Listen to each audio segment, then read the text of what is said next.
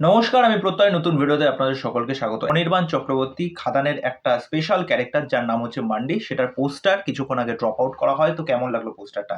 এটা কি জাস্ট কি হচ্ছে? আমি জাস্ট ভাবতে পারছি না যে দেবদার অ্যাকচুয়ালি প্ল্যানিং প্রোগ্রাম কি হচ্ছে। সুজিত দত্ত ডিনো, দেখুন একটা বিগ বাজেটের কমার্শিয়াল সিনেমা এত সময় পর আসতে চলেছে এবং তার জন্য যে প্রপার প্ল্যানিং, তার জন্য এক্সিকিউশন, চরিত্র বাছাই, কোন চরিত্র কাকে কিরকম লুক দেওয়া উচিত, এই বিষয়ের ওপর কিন্তু সঠিক নির্বাচন না করলে কিন্তু জনগণ কিন্তু এইগুলোর ওপর বিশ্বাস করবে না। সুতরাং দেখবেন খাদানে দেবদার যে চরিত্রগুলো, সে বাবার চরিত্র হোক বা ছেলের চরিত্র হোক বা যিশুদার চরিত্র হোক, তা আমরা কিন্তু ট্রেলারে কিন্তু অনির্বাণ চক্রবর্তীর সেই লুকটা কিন্তু সেরকমভাবে আমরা দেখতে পারিনি, কেননা মুখ ফুক ঢাকা ছিল। আজকে তার চরিত্রটা কিন্তু আমরা দেখতে পারছি, যার নাম হচ্ছে মান্ডি। এবার এই মান্ডি ক্যারেক্টারটা আসলে কে?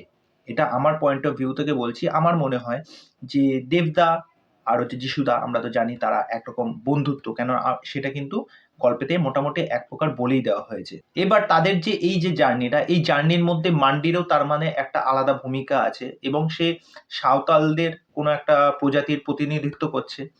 এখানে শুধু অনির্বাণ চক্রবর্তীকে জাস্ট দেখুন, অনির্বাণ চক্রবর্তীর লুকসটা মানে একদমই আলাদা। মানে অনির্বাণ চক্রবর্তী আজ অব্দিও যেভাবে এসেছেন, তাকে আমরা সেরকম ভাবেই চিনি, তিনি একেন বাবু। ওকে, তারপরে তো আমরা প্রধানে দেখেছি। তা এখানে একদম আলাদা, তার গেট আপ দেখুন, তার চুল দেখুন, তার গোপ দেখুন, হাতে কতগুলো এই যে বাঁধনি মতো পড়েছে, তারপরে তীর ধনুক, মানে তার গেট আপটা পুরো একদম ওই প্রজাতিরই একজন লাগছে।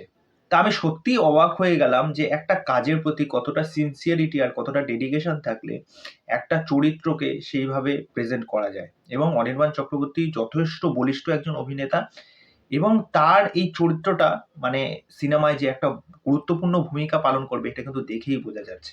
ওকে, এখানে শুধু আমার একটা জিনিসই আপত্তি, খাদানের যখন ফার্স্ট পোস্টারটা বেরিয়েছিল দেবদার এবং যিশুদার, সেখানে যেই ব্যাকগ্রাউন্ডটা ছিল, এবার অনির্বাণ চক্রবর্তীর যে ব্যাকগ্রাউন্ডটা, আপনারা দুটো ছবি পাশাপাশি রেখে দেখুন যে খুব একটা কিন্তু চেঞ্জেস করা হয়নি।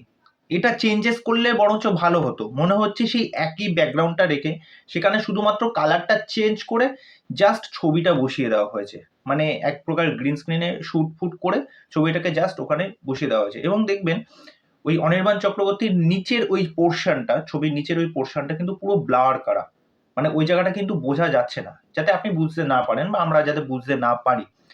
ভালো করে মিলিয়ে দেখবেন পোস্টারটা, এই ব্যাকগ্রাউন্ডটা আর এই পোস্টারটা, দুটোর ব্যাকগ্রাউন্ডে কিন্তু সেম, শুধুমাত্র কালারটা চেঞ্জ করে দেওয়া হয়েছে। এটা একটু অন্যরকম হলে হয়তো ভালো হতো, ঠিক আছে?